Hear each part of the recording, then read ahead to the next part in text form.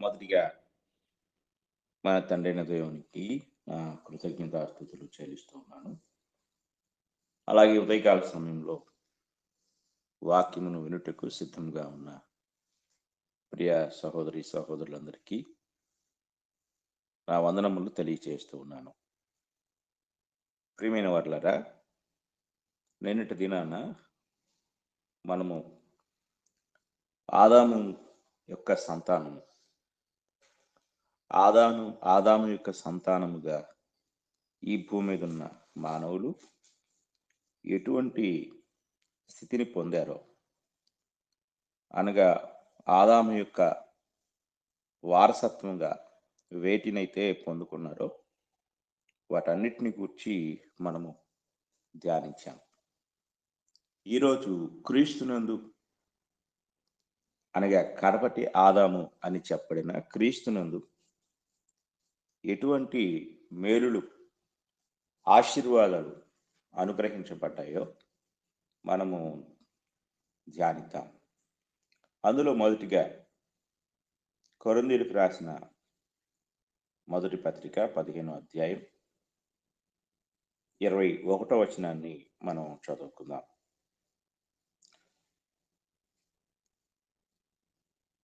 మనుషుని ద్వారా మరణము వచ్చింది కనుక మనుషుని ద్వారానే మృతుల పునరుత్థానమును కలిగిన. ఆదామునందు అందరూ ఎలాగ మృతి పొందుచున్నారో అలాగనే క్రీస్తునందు అందరూ బ్రతికింపబడుతున్నారు. ప్రతి వాడును తన తన వరుసలోనే బ్రతికింపబడును. ప్రథమ ఫలము క్రీస్తు, తరువాత క్రీస్తు వచ్చినప్పుడు ఆయన వారు బ్రతికింపబడుదురు. ఆ తర్వాత మనము రోమాపత్రిక 5వ అధ్యాయం 12వ వచనం కూడా చదువుకున్నాం. రోమాపత్రిక 5వ అధ్యాయము 12వ వచనం, ఇట్లుండగా ఒక మనుషుని ద్వారా పాపము ద్వారా మరణమును లోకములో ఎలాగూ ప్రవేశించినో అలాగునే మనుషులందరూ పాపం చేసినందున మరణము అందరికీ సంప్రాప్తమైన. ఎలా అనగా ధర్మశాస్త్రము వచ్చిన కనుక పాపము లోకములో ఉన్నది, కానీ ధర్మశాస్త్రము లేనప్పుడు పాపము ఆరోపింపబడదు. అయినను ఆదాము చేసిన అతిక్రమమును పోలి పాపము చేయని వారి మీద కూడా ఆదాము మొదలుకొని మోషే వరకు మరణమేలిను. ఆదాము రాబో వారికి గుర్తయిండెను.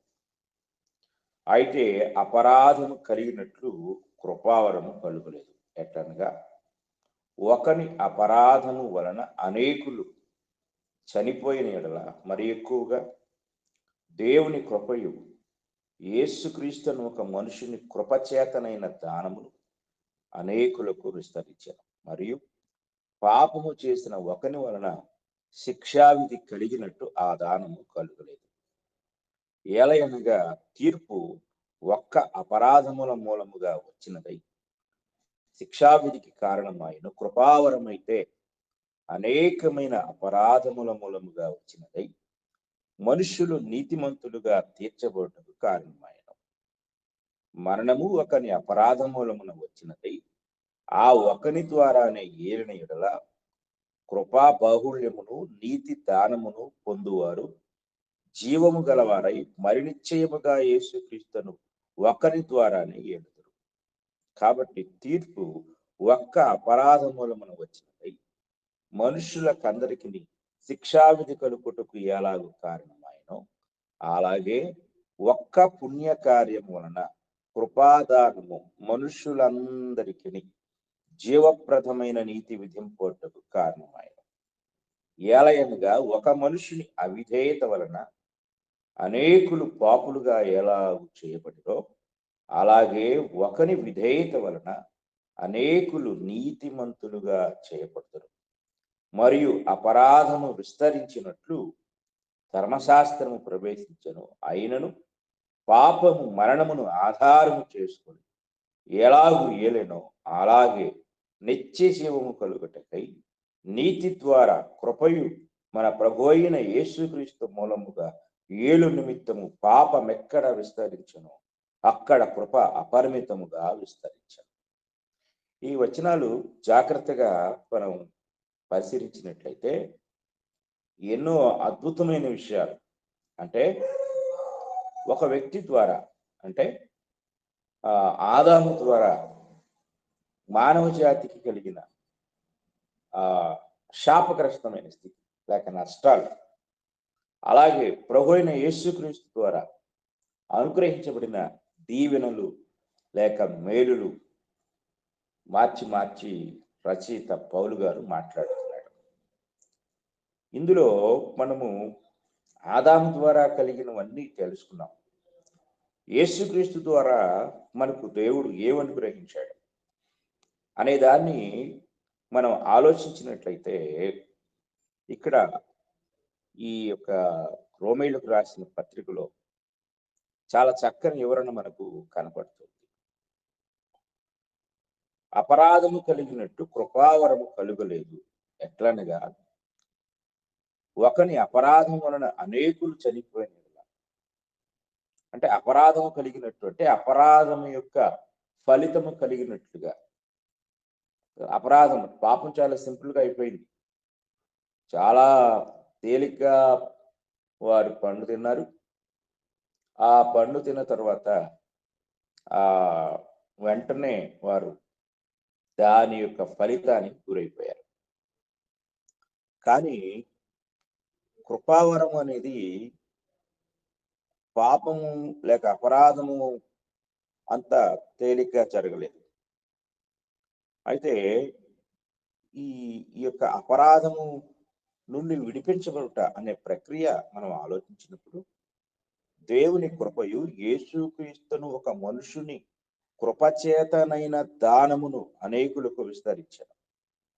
ఇది కృపచేతనైన దానము. ఏమిటి ఈ దానం?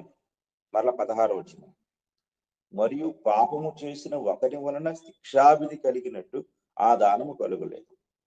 పాపం చేసిన ఒకరి వలన వచ్చింది? శిక్షావిధి వచ్చింది. అయితే ఇక్కడ కృపావరమైతే అనేకమైన అపరాధముల మూలముగా వచ్చినదై మనుషులు నీతిమంతులుగా తీర్చబడ్డకు కారణమైన, అంటే అందరి పాపముల కొరకు, అనేకుల యొక్క పాపముల కొరకు క్రీస్తు ప్రభు వారు ఇక్కడ మన కోసము మనల్ని నీతిమంతులుగా తీర్చుటకు బలి అవ్వాల్సిన అవసరం ఏర్పడింది. కనుక ఇది ఒక నీతి దానము. దేవుని యొక్క కృపా బాహుళ్యం వలన సర్వ మానవాళికి అనుగ్రహించబడిన ఒక నీతి దానము, కృపా బాహుళ్యము. 18వ వచనములు అంటాడు, అలాగే ఒక్క పుణ్యకార్యము వలన కృపాదానము. ఇది ఒక పుణ్యకార్యం. యేసుక్రీస్తు వారు చాలా మంది ఉంటారు, కొంచెం పుణ్యం చేసుకోండి అంటూ ఉంటారు. అలాగే యేసుక్రీస్తు వారి యొక్క పుణ్యకార్యము వలన కృపాదానము మనుషులందరికీ జీవప్రదమైన నీతి విధింపబట్టకు కారణమైన, క్రీస్తునందు మనము ఈ జీవప్రదమైన నీతి మనము పొందుకున్నాం.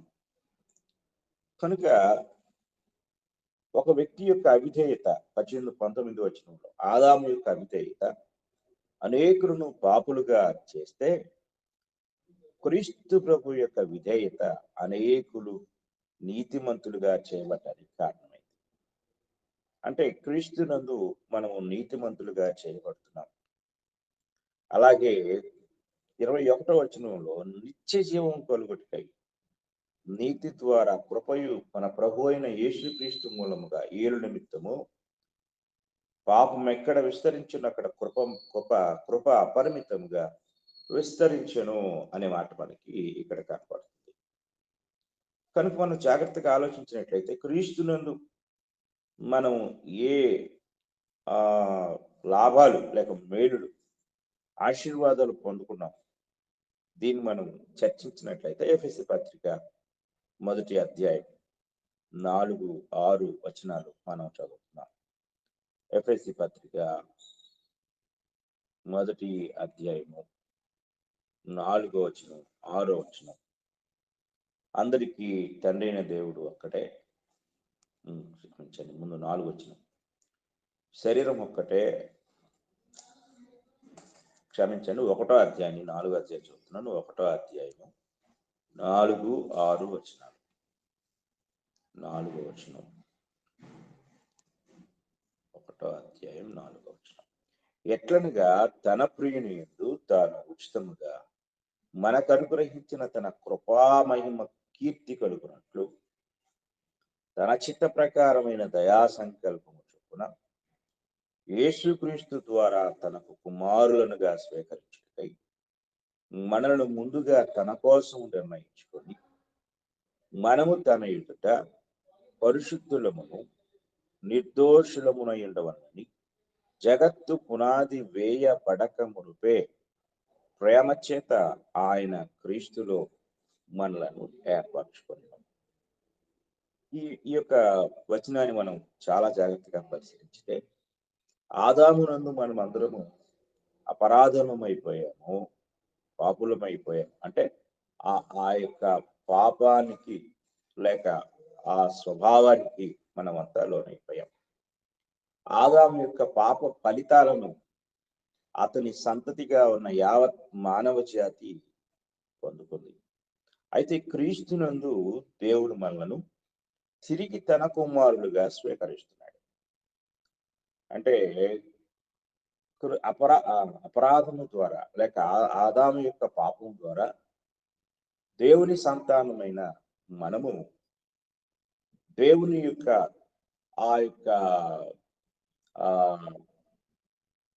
దేవుని సంతానముగా ఉండే అర్హతను పోగొట్టుకొని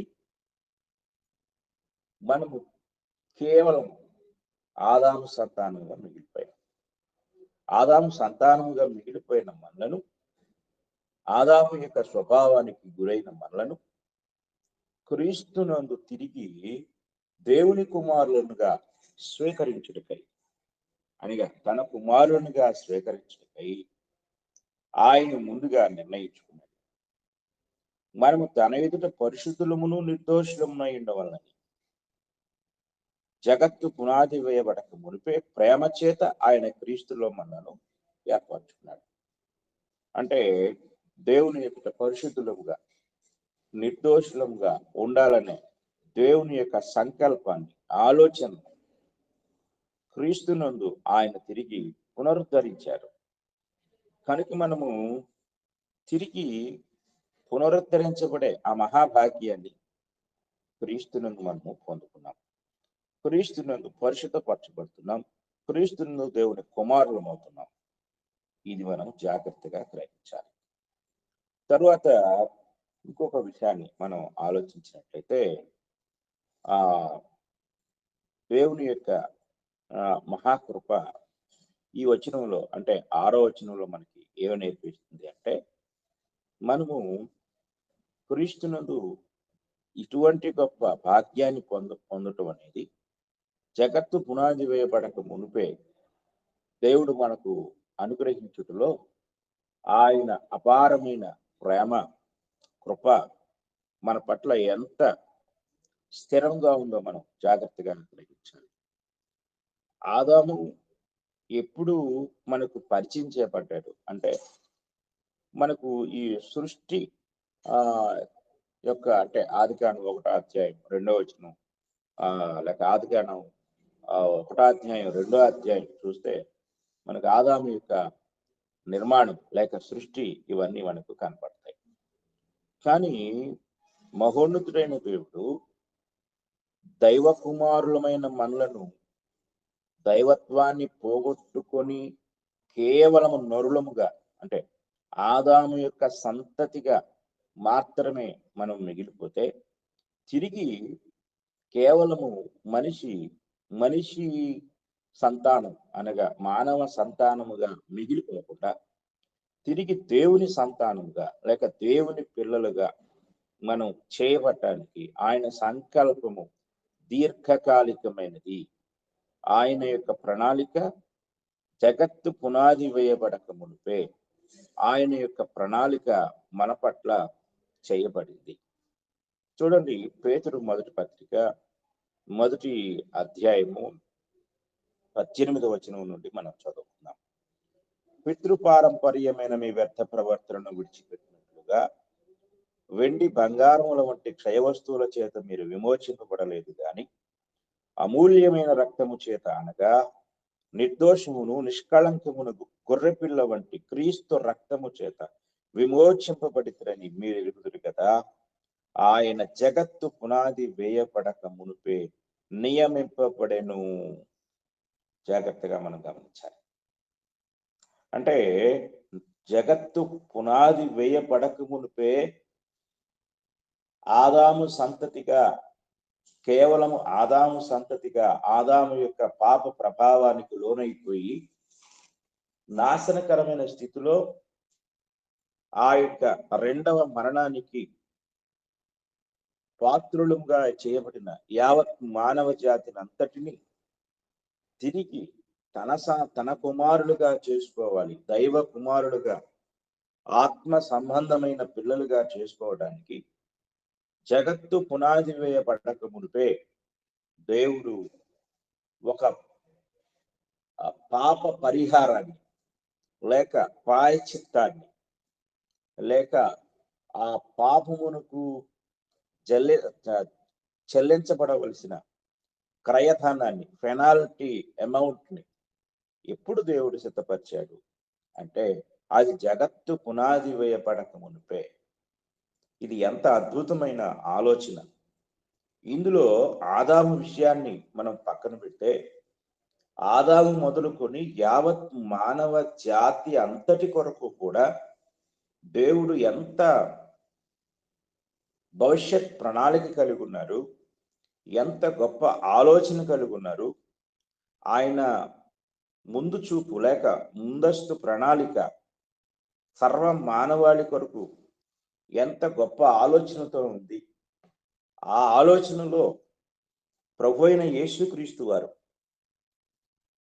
ఇన్కార్నేషన్ అనగా మానవ దేహాన్ని ధరించుట అనేది, శరీరధారిగా ఈ భూమి మీద ప్రత్యక్షమవుట, ఆ ప్రత్యక్షం అవుట ద్వారా జరగవలసిన ప్రాయశ్చిత్తార్థ బలి ఎంత దీర్ఘకాలికమైంది మనం ఆలోచించాలి.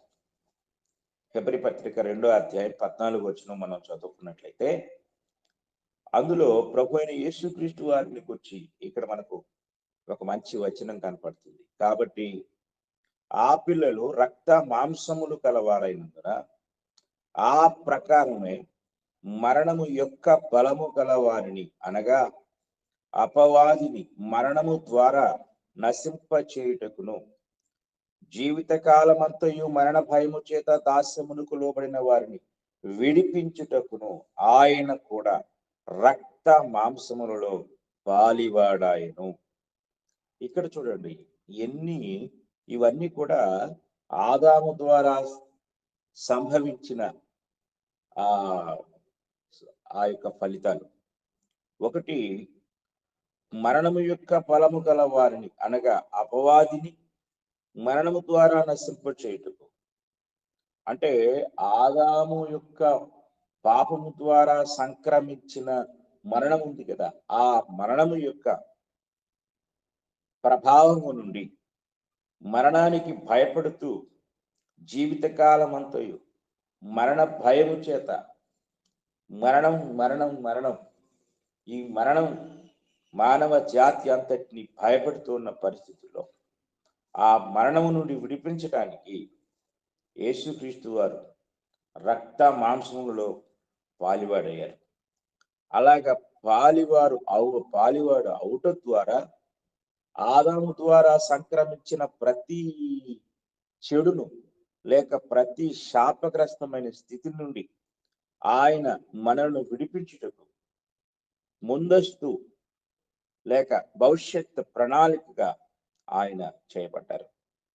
ఇది జాగ్రత్తగా మనం గ్రహించడం ద్వారా దేవుని యొక్క ప్రేమ ఎంత ఉన్నతమైనదో, దేవుని ప్రేమ ఎంత గొప్పదో మనం ఇక్కడ చాలా జాగ్రత్తగా గ్రహించగలం. కనుక దేవుడు ఇంత గొప్ప భాగ్యాన్ని ఆయన మన కోసము క్రీస్తునందు అనుగ్రహించాడు. క్రీస్తునందు మాత్రమే అనే విషయాన్ని మనము గుర్తించవలసిన వారమై ఉన్నాం. కనుక ఆ 2వ కొరింథీ పత్రిక 5వ అధ్యాయము 17వ వచనాన్ని మనం చదువుకుంటే, కాగా ఎవడైనను క్రీస్తునందున్న ఎడల వాడు నూతన సృష్టి. అంటే క్రీస్తు ద్వారా మనము నూతన సృష్టిగా చేయబడుతున్నాం. అంత మాత్రమే కాదు, క్రీస్తు ద్వారా మనం దేవునితో సమాధాన పరచబడుతున్నాం. 18వ వచనం, సమస్తమును దేవుని వలనైనవి, ఆయన వలన క్రీస్తు ద్వారా తనతో సమాధాన పరచుకుని, క్రీస్తు ద్వారా మనకు దేవుడు అనుగ్రహించిన మరొక ఆశీర్వాదం దేవునితో సమాధానం. 19వ వచనం, అదేమనగా దేవుడు వారి అపరాధములను వారి మీద మోపక క్రీస్తునందు లోకమును తనతో సమాధానపరచుకొనుచు ఆ సమాధాన వాక్యమును మాకు అప్పగించను అంటాడు. కనుక ఇక్కడ మనం జాగ్రత్తగా ఆలోచించినట్లయితే, క్రీస్తునందు దేవుడు మనకు అనుగ్రహించిన ఆశీర్వాదాలు ఆదాము యొక్క పాపము నుండి సంక్రమించిన ప్రతి విధమైన ఫలితాల నుండి దేవుడు మనల్ని విమోచిస్తూ ఉన్నాడు. ఇది చాలా గొప్ప భాగ్యం. కనుక క్రీస్తునందు మనకు అనుగ్రహించబడిన ప్రతి విధమైన పరిస్థితి, క్రొత్త సృష్టి, అలాగే సమాధానపరచబడటం, అలాగే రక్షించబడట అనేది కూడా మనం ఇక్కడ చూడగలం. 2వ తిమోతి పత్రిక 1వ అధ్యాయము 1 నుండి 9 వచనాలు మనం చదువుకుందాం. 2వ తిమోతి పత్రిక 1వ అధ్యాయం 1వ వచనం నుండి చదువుకుందాం. క్రీస్తు యేసునందున జీవమును కూర్చిన వాగ్దానమును బట్టి దేవుని చిత్తం వలన క్రీస్తు యేసు అపోస్తలుడైన పౌలు ప్రియకుమారుడు తిమోతికి శుభమని చెప్పి వ్రాయింది. తండ్రి అయిన దేవుని నుండి మన ప్రభు అయిన క్రీస్తు యేసు నుండి కృపయు కనికరమును సమాధానమును కలుగును గాక. నా ప్రార్థనలైంది ఎడతెగక నిన్ను జ్ఞాపకం చేసుకొనుచు నీ కన్నీళ్లను తలచుకొని నాకు సంపూర్ణానందము కలుగుటకై నేను చూడవలని రేయింబగులు అపేక్షించుతూ నీ యందు నా నిష్కపటమైన విశ్వాసమును జ్ఞాపకం చేసుకుని నా పితురాచార ప్రకారము నిర్మలమైన మనస్సాక్షితో నేను సేవించుచున్న దేవుని యెడల కృతజ్ఞుడనై ఉన్నాను. ఆ విశ్వాసం మొదటి నీ అవ్వైన లోయలోను నీ తల్లి అయిన యూనికేలోను వసించను. అది నీ యందు సహవసించున్నదని నేను రూఢిగా నమ్ముచున్నాను. ఆ హేతువు చేత నా హస్త నిక్షేపణం వలన నీకు కలిగిన దేవుని కృపావరము ప్రజ్వలింప చేయవలని నీకు జ్ఞాపకం చేయుచున్నాను. దేవుడు మనకు శక్తియు ప్రేమయు ఇంద్రియ నిగ్రహం గల ఆత్మన ఇచ్చను గాని పిరికితనము గల ఆత్మన ఇయ్యలేదు. కాబట్టి నీవు మన ప్రభు విషయమైన సాక్ష్యమును గూర్చి అయినను ఆయన ఖైదీనైనా నన్ను గూర్చి అయినను సిగ్గుపడక దేవుని శక్తిని బట్టి సువార్త నిమిత్తమైన సమానుభవంలో పాలువాడవై ఉండును. మన క్రియలను బట్టి కాక తన స్వకీయ సంకల్పం బట్టి అనాది కాలముననే క్రీస్తు యేసునందు మనకు అనుగ్రహింపబడినదియు క్రీస్తు యేసును మన రక్షకుని ప్రత్యక్షత వలన బయలుపరచబడినదియునైన తన కృపను బట్టి మనలను రక్షించి పరిశుద్ధమైన పిలుపుతో ఆయన మనల్ని పిలిచెను. ఆ క్రీస్తు యేసు మరణమును నిరర్థకము చేసి జీవమును అక్షయతను సువార్త వలన వెలుగులోనికి తెచ్చెను. ఈ మాటలు మనం జాగ్రత్తగా గమనిస్తే, క్రీస్తు యేసు నందు దేవుడు అనుగ్రహించిన మరొక మహాభాగ్యం తన కృపను బట్టి మనలను రక్షించి, అంటే క్రీస్తునందు మనము శిక్షను, అంటే ఆదాము ద్వారా శిక్షకు పాత్రులమైన మనలను శిక్ష నుండి విడిపించి ఆయన మనల్ని ఇప్పుడు తన మహాకృప ద్వారా ఆ గొప్ప రక్షణ భాగ్యాన్ని ఆయన అనుగ్రహించి ఉన్నారు. కనుక క్రీస్తునందు మనకు అనుగ్రహించబడింది ఏమిటంటే గొప్ప రక్షణ. ఈ గొప్ప రక్షణ క్రీస్తు ద్వారా మనకు అనుగ్రహించబడినట్లుగా మనం చూడగలం. అలాగే ఎఫెసీయులకు రాసిన పత్రిక 2వ అధ్యాయము 8వ వచనాన్ని మనం చదువుకున్నట్లయితే, మీరు విశ్వాసం ద్వారా కృపచేతనే రక్షింపబడి ఉన్నారు. ఇది మీ వలన కలిగినది కాదు, దేవుని వరమే. విశ్వాసము ద్వారా మనము విశ్వసించడం ద్వారా దేవుని కృప మనకు అనుగ్రహించబడి ఆ కృప ద్వారా మనము రక్షణ పొందుకున్నాం. అనగా క్రీస్తునందు మనము సమాధానపరచబడ్డాము, నూతన సృష్టిగా చేయబడ్డాము, అలాగే రక్షణ కూడా పొందుకున్నాం. ఇక తరువాత విషయాన్ని జాగ్రత్తగా మనం గమనించినట్లయితే మనము రోమీలకు రాసిన పత్రిక 6వ అధ్యాయం 11వ వచనాన్ని చదువుకున్నాం. రోమీలకు రాసిన పత్రిక 6వ అధ్యాయము 11వ వచనాన్ని మనం చదువుకుంటే, అటువలే మీరును పాపం విషయమై మృతులుగాను దేవుని విషయమై క్రీస్తు యేసునందు సజీవులుగాను మిమ్మును మీరే ఎంచుకున్నది. అంటే ఇప్పుడు మనము క్రీస్తునందు ఏమవుతున్నాము అంటే తిరిగి జీవించబడుతున్నాం. ఆ పైన 10వ వచనంలో అంటాడు, ఏలయనగా ఆయన చనిపోవుట చూడగా పాపం విషయమై ఒక్క మారే చనిపోయాడు గాని ఆయన జీవించుట చూడగా దేవుని విషయమై జీవించున్నాడు. అటువలే మీరును పాపం విషయమై మృతులుగాను దేవుని విషయమై క్రీస్తు యేసునందు సజీవులుగాను అంటాడు. క్రీస్తు యేసునందు మనం తిరిగి సజీవులం అయిపోయాం. పాపం మనల్ని, ఆదాము యొక్క పాపం మనల్ని మృతులుగా చేస్తే క్రీస్తు మనకు క్రీస్తునందు అనుగ్రహించబడిన మహాభాగ్యం ఏంటంటే మనము జీవాన్ని పొందుకున్నాం. తిరిగి జీవించు వారముగా మనము చేయబడ్డాం. ఇది మనం జాగ్రత్తగా గ్రహించాలి. మొదటి పేతురు పత్రిక 2వ అధ్యాయము 24వ వచనం కూడా మనం చదువుకుందాం. మొదటి పేతురు పత్రిక 2వ అధ్యాయము 24వ వచనాన్ని మనం చదువుకున్నట్లయితే అక్కడ ఈ మాట కనపడుతుంది. మనము పాపముల విషయమై చనిపోయి నీతి విషయమై జీవించున్నట్లు ఆయన తానే తన శరీరమందు మన పాపములను ప్రాణు మీద మోసుకొనెను. ఇక్కడ యేసుక్రీస్తు వారు ఎందుకు ఆయన మ్రానును మోయవలసి వచ్చింది అంటే పాపములను భరించుటకు. ఆయన ఆ యొక్క పాపములను భరించుట ద్వారా మనకు ఏమి అనుగ్రహించబడిందంటే జీవము.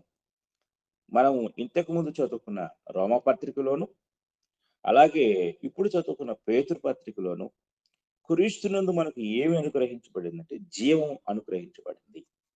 ఆదామునందు మనకు మరణము అనుగ్రహించబడింది. మరణ భయము చేత మనము జీవితకాలం అంతా కూడా మరణ భయము చేత మనం జీవిస్తూ ఉన్న కాలంలో మరణం పైన విజయాన్ని పొందిన ప్రభువైన యేసుక్రీస్తు వారు మన అందరి కొరకు జీవాన్ని తీసుకొచ్చారు. ఆదాము మరణాన్ని తీసుకొస్తే మన ప్రభు జీవాన్ని తీసుకొచ్చి మనల్ని మరణ భయము నుండి విడిపించినట్లుగా మనం చూస్తున్నాం. ఇది క్రీస్తునందు మనకు అనుగ్రహించబడిన మరొక ఆశీర్వాదం. ఇక తరువాత విషయాన్ని మనం ఆలోచించినట్లయితే ఆయన క్రీస్తునందు మనల్ని తిరిగి తన పిల్లలుగా చేసుకుంటున్నాడు. మనము ఆ దేవుని పిల్లలుగా ఉన్న మానవ సంతతి దేవుని యొక్క ఆ యొక్క పితృత్వాన్ని పోగొట్టుకున్న మనల్ని తిరిగి ఆయన పిల్లలుగా, అంటే ఆదాము పిల్లలుగా మాత్రమే మిగిలిపోయిన మనలను దైవ కుమారులముగా, అంటే దేవుని కుమారులముగా ఆయన మనల్ని చేశారు. ఇది మనం యోహాను సువార్త 1వ అధ్యాయం 12వ వచనంలో చూడగలం. తన్ను ఎందరు అంగీకరించిరో వారికి అందరికీ అనగా తన నామమునందు విశ్వాసం ఉంచిన వారికి దేవుని పిల్లలకు ఆయన అధికారము అనుగ్రహించెను. క్రీస్తునందు మనము తిరిగి దేవుని పిల్లలము అవుతున్నాం. అంటే క్రీస్తునందు దేవుడు మనకు అనుగ్రహించిన మరొక గొప్ప అవకాశము లేక ఆశీర్వాదం ఇది. గలతీ పత్రిక 3వ అధ్యాయం 26వ వచనాన్ని కూడా మనం చదువుకుందాం. గలతీ పత్రిక 3వ అధ్యాయము 26వ వచనం కూడా మనకు ఈ విషయాన్ని తెలియజేస్తుంది. యేసుక్రీస్తునందు మీరందరూ విశ్వాసము వలన దేవుని కుమారులై ఉన్నారు. ఇంతకు ముందు మనం దేవుని కుమారులం కాదు, ఆదాము కుమారులం. కేవలము మానవుని సంతతిగా మిగిలిపోయి మానవుని యొక్క ఆ యొక్క పాపమునకు కలిగిన ప్రతి ఫలితానికి మనము హక్కుదారులం అయిపోయాం. కానీ ఇప్పుడు క్రీస్తును అంగీకరించడం ద్వారా, క్రీస్తులోనికి ప్రవేశించడం ద్వారా మనమందరము ఇప్పుడు దేవుని కుమారులము అయిపోయాం. ఇది క్రీస్తు ద్వారా దేవుడు మనకు అనుగ్రహించిన గొప్ప భాగ్యమై ఉంది. గలతీయులకు రాసిన పత్రికలో ఇంకొక అద్భుతమైన వచనాన్ని మనం చదువుకుందాం. చూడండి, గలతీయులకు రాసిన పత్రిక 4వ అధ్యాయం. గలతీయులకు రాసిన పత్రిక 4వ అధ్యాయము మనం చదువుకున్నట్లయితే 4వ వచనం నుండి చదువుకుందాం. 4వ అధ్యాయం 4వ వచనం. అయితే కాలము పరిపూర్ణమైనప్పుడు దేవుడు తన కుమారుని పంపెను. ఆయన స్త్రీ యందు పుట్టి మనము దత్తపుత్రులము కావలనని ధర్మశాస్త్రమునకు లోబడి ఉన్న వారిని విమోచించుటకై ధర్మశాస్త్రమునకు లోబడిన వాడాయను. మరియు మీరు కుమారులై ఉన్నందున నాయనా, తండ్రి అని మొర్రపెట్టు తన కుమారుని ఆత్మను దేవుడు మన హృదయములోనికి పంపెను. కాబట్టి నీవిక దాసుడవు కావు, కుమారుడవే. కుమారుడవైతే దేవుని ద్వారా వారసుడవు. ఇక్కడ ఎంత గొప్ప భాగ్యం అంటే, దేవుని కుమారులు అయ్యే భాగ్యాన్ని దేవుడు మనకు అనుగ్రహించాడు. అంటే ఇక్కడ కుమారులు అంటే ఊరికే మేము దేవుని కుమారులము అని అది సింపుల్ విషయం కాదు. మనం గ్రహించవలసిన విషయం ఏంటంటే, ఒక వ్యక్తి ఎవరినైతే తండ్రి అని పిలుస్తున్నాడో, ఇక్కడ మనకి ఒక మాట కనపడుతుంది, నాయన, తండ్రి అనే మాట మనకి కనపడుతుంది.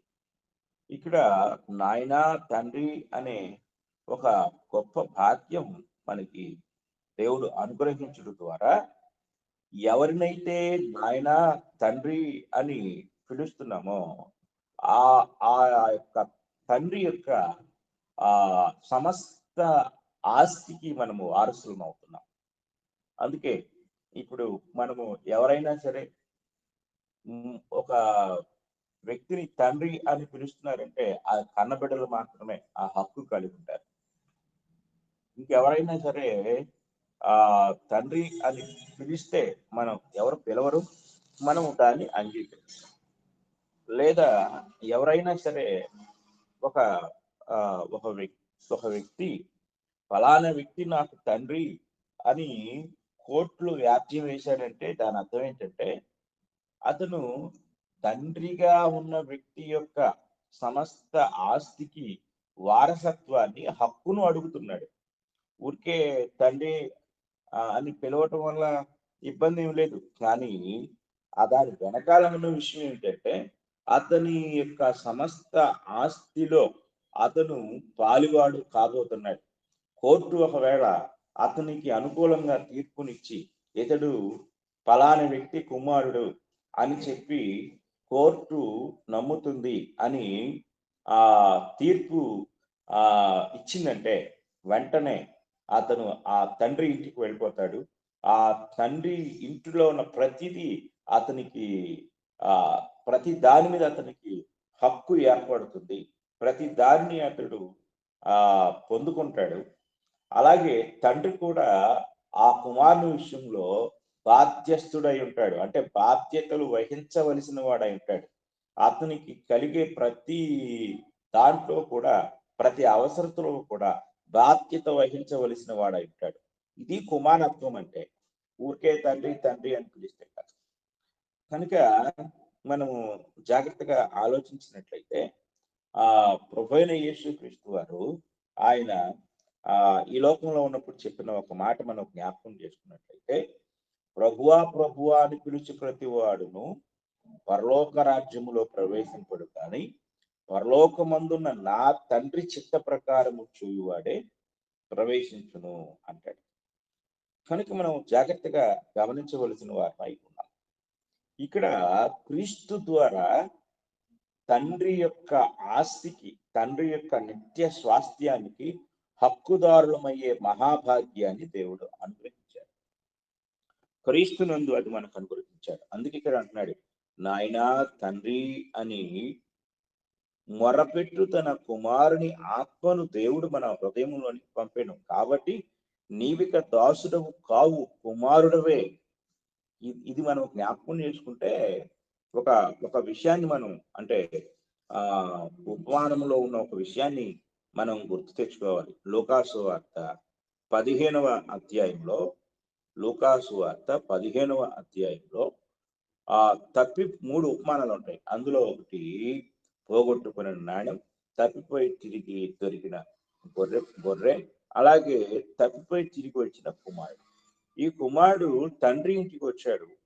తండ్రి ఇంటికి వచ్చేటప్పుడు అతను ఏ స్థితిలో వస్తున్నాడు అంటే, తండ్రి దగ్గర అతను ఏ స్థానాన్ని పొందటానికి వస్తున్నాడు అంటే, ఇక్కడ మనం చదువుకుందాం, 18వ వచనం చదువుకుందాం. లూకాసు వార్త 15వ అధ్యాయం 18వ వచనం.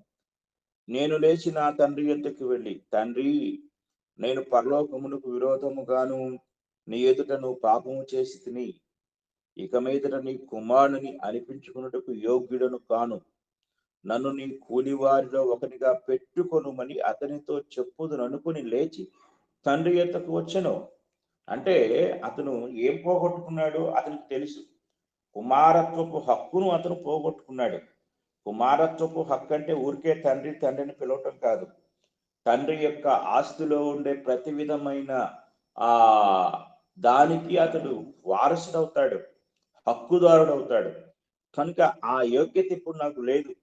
కనుక నేను ఇప్పుడు ఈ ఆకలితో చనిపోవటం కంటే ఒక కూలివాడిగా నేను ఆయన ఎత్తుకు వెళ్ళి కూలివాడి స్థానంలో ఉండి కూలి పని చేసుకుని కూలివాడిగా నేను బ్రతుకుతాను. ఎందుకంటే ఇంతకు మించి బ్రతకటానికి నాకు వేరొక మార్గం లేదు అని తండ్రి ఎత్తుకు వచ్చాడు. అంటే పాపము తండ్రి కుమారుల సంబంధాన్ని తెంచివేసింది. తండ్రి యొక్క ఆస్తికి కలిగే హక్కు నుండి దూరం చేసింది. ఇది మనం జాగ్రత్తగా గ్రహించాలి. ఇలాంటి పరిస్థితుల్లో అతడు ఒక దాసుని యొక్క స్థానాన్ని కోరుకుంటున్నాడు. అదే ఇప్పుడు మనం గలతీ పత్రికలో 4వ అధ్యాయం 7వ వచనంలో చదువుకున్నాం. కాబట్టి నీవిక దాసుడవు కావు, అంటే కూలివాడవు కాదు, హక్కుదారుడివి. ఇంట్లో పనివాడు వేరు, కుమారుడు వేరు. పనివాడు కూలివాడు, కూలి మాత్రమే తీసుకుంటాడు. కానీ కుమారుడు యావత్ ఆస్తి అంతటికి కూడా హక్కుదారుడు అవుతాడు. ఈ రెండిటికి ఉన్న వ్యత్యాసం, ఆదాము ద్వారా మనం అందరం దాసులం అయిపోయాం. కానీ ఇప్పుడైతే మనము క్రీస్తునందు దేవుని ఆస్తికి హక్కుదారులం అయిపోయాం. ఇది క్రీస్తు ద్వారా దేవుడు మనకు అనుగ్రహించిన ఒక గొప్ప భాగ్యంగా మనము గ్రహించవలసిన వారమై ఉన్నాం. కనుక ఈ వచనాలు మనం జాగ్రత్తగా ఆలోచన చేసినట్లయితే మనము ఇంతటి గొప్ప భాగ్యాన్ని పొందుకున్నటకు క్రీస్తు మన కోసం వెల చెల్లించవలసిన అవసరత ఏర్పడింది. ఇది జాగ్రత్తగా మనం ఆలోచించాలి. ఇక తదుపరి పాయింట్ మనం ఆలోచించినట్లయితే, మనకు మృతమైన ఈ స్థితి నుండి, క్షయమైపోయే ఈ స్థితి నుండి మహిమగల స్థితిని దేవుడు మనకు అనుగ్రహించాడు. ఆదాము ద్వారా మృతమైన స్థితి, క్షయమైన స్థితి మనకు వచ్చింది. క్రీస్తు ద్వారా ఆయన మనకు మహిమను అనుగ్రహించాడు. ఒకసారి చదువుకుందాం. ఫిలిప్పీ పత్రిక 3వ అధ్యాయం 20వ వచనం మనం చదువుకుందాం. ఫిలిప్పీ పత్రిక 3వ అధ్యాయం 20వ వచనాన్ని మనం చదువుకుందాం. 20వ వచనం చదువుకుంటే, మన పౌరస్థితి పరలోకమందున్నది, అక్కడ నుండి ప్రభు అయిన యేసుక్రీస్తు అను రక్షకుని నిమిత్తము కనిపెట్టుకుని ఉన్నాము. సమస్తమును తనకు లోపరుచుకొనజాలిన శక్తిని బట్టి ఆయన మన దీన శరీరమును తన మహిమ గల శరీరమునకు సమరూపము గల దానిగా మార్చు. ఎంత భాగ్యం! దీన శరీరం ఇది. మృతమైన శరీరం ఇది. అలాగే క్షయమైపోయే శరీరం ఇది, బలహీనమైన శరీరం. ఇవన్నీ ఎలా వచ్చాయంటే ఆదాము ద్వారా. కానీ క్రీస్తు ద్వారా మనకు ఏ శరీరం వస్తుంది అంటే మహిమ గల శరీరము. అంటే ఆయన తన మహిమ గల, అంటే క్రీస్తు ప్రభు ఏ శరీరం కలిగి ఉన్నాడో అదే శరీరమునకు సమరూపము గల దానిగా మనల్ని మన శరీరాన్ని మార్చిపోతున్నాడు.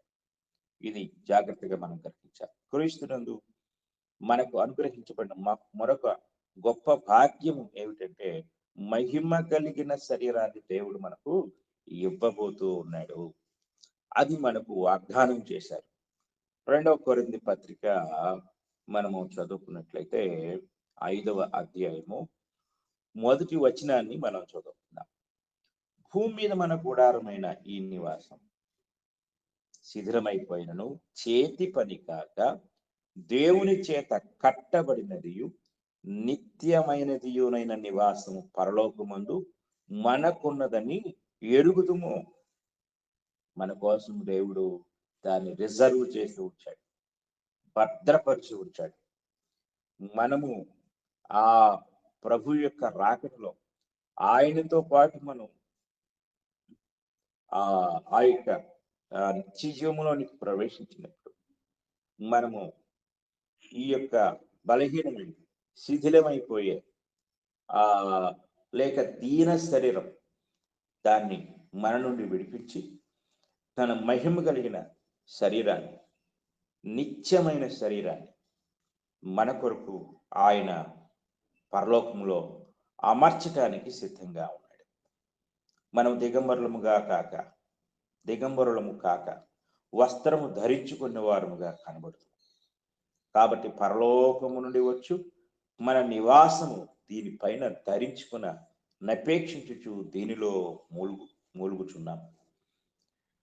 ఏదెను తోటలో మహిమ వస్త్రాన్ని పోగొట్టుకుని చర్మపు వస్త్రాన్ని ధరించుకున్న మానవుడు ఇప్పుడు క్రీస్తునందు మహిమ వస్త్రాన్ని, మహిమ దేహాన్ని, మహిమ రూపాన్ని ధరించుకోబోతున్నాడు. ఇది క్రీస్తు ద్వారా దేవుడు మనకు అనుగ్రహించిన గొప్ప ఆశీర్వాదాలు. ఆ మహిమ మన కోసం ఎదురు చూస్తుంది.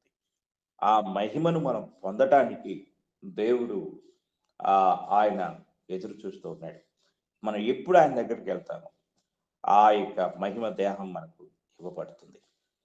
కనుక ప్రియమైన వారులారా, నువ్వు ఇంకా ఆదాము కుమారుడిగా ఉంటావా? ఆదాము సంతతిగా ఉంటావా? ఆ ఆదాము సంతతిగా ఉన్నవన్నీ కీడే, మేలేమీ లేదు. శాపగ్రస్తమైన స్థితి, పాపము, అపరాధము, మరణము, అలాగే ఇవన్నీ కూడా మనం చెప్పుకున్నాం. నష్టాలన్నీ కూడా, ఆ సమస్త నష్టాలకు నువ్వు పాత్రుడిగా ఉన్నావు. దాని అంతటిని విడిపించి ఎన్ని మేలులైతే ఈరోజు మనం చెప్పుకున్నామో వాటన్నిటినీ నీకోసం దేవుడు దాచి ఉంచాడు, భద్రపరిచి ఉంచాడు. క్రీస్తునందు మాత్రమే అది నువ్వు గుర్తుపెట్టుకో. క్రీస్తులోనికి నీవు ప్రవేశించడం ద్వారా, క్రీస్తును అంగీకరించడం ద్వారా, క్రీస్తుని సొంత రక్షకునిగా స్వీకరించడం ద్వారా, నీ పాపం నుండి విడుదల పొందుట ద్వారా ఈ మహాభాగ్యాన్ని నువ్వు పొందగలవు. ఇంతకంటే మరొక అవకాశం ఏదీ లేదు. కనుక ఇప్పుడే అనుకూలమైన సమయం. ఇదే రక్షణ దినం, నీకు మరొక దినం లేదు. ఈ మాట నువ్వు వింటూ ఉండగా ఆదాము ద్వారా వచ్చిన నీ శాపగ్రస్తమైన స్థితి నుండి నువ్వు విడిపించబడి క్రీస్తు ద్వారా నీకు దేవుడు అనుగ్రహించే ప్రతి ఆశీర్వాదాన్ని పొందటానికి ఇప్పుడే మారు మనసు పొంది వాక్యానుసారమైన బాప్తిస్మాన్ని పొందుకొని దేవుడు అనుగ్రహించే ఆశీర్వాదాలను సొంతం చేసుకోవాలని హృదయపూర్వకంగా నేను కోరుకుంటూ ఈ మాటలు ముగిస్తూ ఉన్నాను. ఇంతవరకు శ్రద్ధతో విన్న మీ అందరికీ నా హృదయపూర్వకమైన వందనాలు తెలియజేస్తున్నాను.